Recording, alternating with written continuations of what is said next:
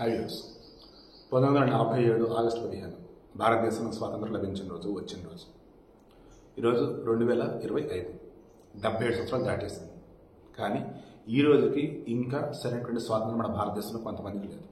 ఇదే విషయం నేను ఎన్నో సందర్భాల్లో వచ్చేది. అంటరానితనం బాగా చదువుకున్నా కానీ ఆ ఊరిలో ఉండేటువంటి కొంతమంది ముందు తలదించుకోవాలి, వాళ్ళ ముందు చెప్పులు వేసుకోవద్దు, అండ్ వాళ్ళ ముందు నువ్వు గొప్పగా ఉండదు. మొన్న మనం మాట్లాడుకున్నాం, తమిళనాడులో దళితుడు బుల్లెట్ బండి నడిపాడని అతను చేయి నరికారని. అందుకాదు వాళ్ళిద్దరి మధ్య వేరే గొడవలు అని చెప్పేసి కొంతమంది అన్నారు. సరే, అది పక్కన పెడదాం. ఇప్పుడు నేను చెప్పబోయేదండి, వెనకాల అటాచ్ చేసాను చూడండి. రాకేష్ బాగా చదువుకున్నాడు, మంచి జాబ్, రాజస్థాన్లోని జున్జున్వాలా జిల్లా. దెన్ అక్కడ వచ్చేసి గోవిందాస్పూర్ ఊరు.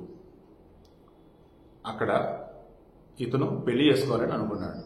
గుడ్, ఊర్లో అందరిని పిలిచాడు. ఓకే, అయితే ఆ ఊరినటువంటి అగ్రవర్ణాల వాళ్ళు, ఇక్కడ మతం కాదండి, నేను ఎన్నో సందర్భాలు ఇదే చెప్పాను. ఒరే నాయన, మతానికి సంబంధం లేదురా బాబు, ఇట్స్ ప్యూర్లీ కులానికి సంబంధించిన ఇష్యూస్ రా నాయన అని చెప్పేసి. ఇప్పుడు కూడా అదే అగ్రవర్ణాల వాళ్ళు వచ్చి ఏమన్నారు, బాయ్ రాకేష్, మంచి సంబంధం, సంతోషం ఉండు, పెళ్లి చేసుకుంటున్నావు చేసుకో, భారత్ కూడా పెట్టుకో, చక్కగా సంతోషంగా ఎగరండి, గుర్రం మీద మాత్రం నువ్వు తిరగొద్దా. ఎందుకు? అతను గుర్రం మీద ఊరేగుతూ తనతో పాటు అంబేద్కర్ దగ్గర బొమ్మ పట్టుకొని వెళ్ళాలనేది అతని ఉద్దేశం. కానీ ఏమైంది? ఛాన్సే లేదు అసలు. నువ్వు కానీ భారత్లో గుర్రం మీద ఎగిరినా, నీతో పాటు అంబేద్కర్ ఫోటో పట్టుకొని దాని మీద కూర్చున్నా, ఇంకా అంతేరా అబ్బాయి, తర్వాత ఏమైతే చూసుకుని అన్నారు. ఇక ఆ విషయం వచ్చేసి చదువుకున్నవాడు కదా, వాళ్ళతో వీళ్ళతో డిస్కస్ చేశాడు, తనకు తెలిసిన వాళ్ళతో. పోలీస్ ప్రొటెక్షన్ తీసుకుందాం అన్నారు.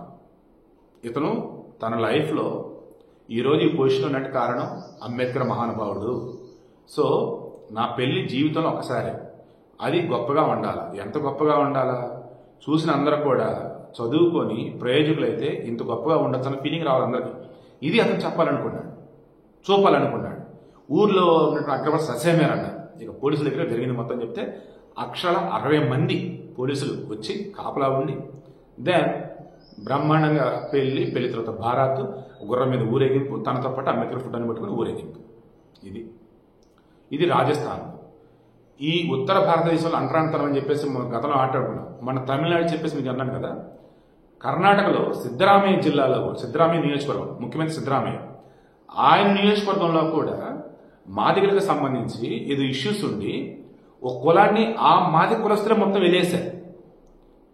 ఒకవేళ వాళ్ళకి ఎవరైనా క్లోజ్ అయినా, వాళ్ళకి సాయం చేయబోయినా వాళ్ళకి జరిమానా అంట, బహిష్కారం అంట వాళ్ళకు కూడా.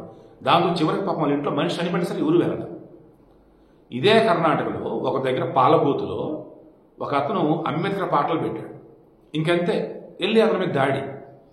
మరలా చెప్తాను కదా, మన దేశంలో మతాల మధ్య సమస్య అన్నప్పుడు అది కొంతమంది చేసే చిన్న చిత్ర పని, పెద్ద పని అయినా ఉండొచ్చు, వేరే విషయం పక్కన పెడదాం. మెయిన్గా ఉన్న సమస్య అంటరానితనం. హిందువులైనా, క్రైస్తవులైనా, ముస్లింలైనా మీకు తెలియట్లేదు, అంటరానితనం భయంకరంగా ఇంకా ఉంటూనే ఉంది. దాన్ని ఎప్పుడైతే మన దేశం నుంచి నిర్మూలించగలుగుతామో అప్పుడు నిజమైన స్వాతంత్రం వచ్చినట్టు, అండ్ అప్పుడు నిజంగానే మన దేశం అభివృద్ధి చెందినట్లు.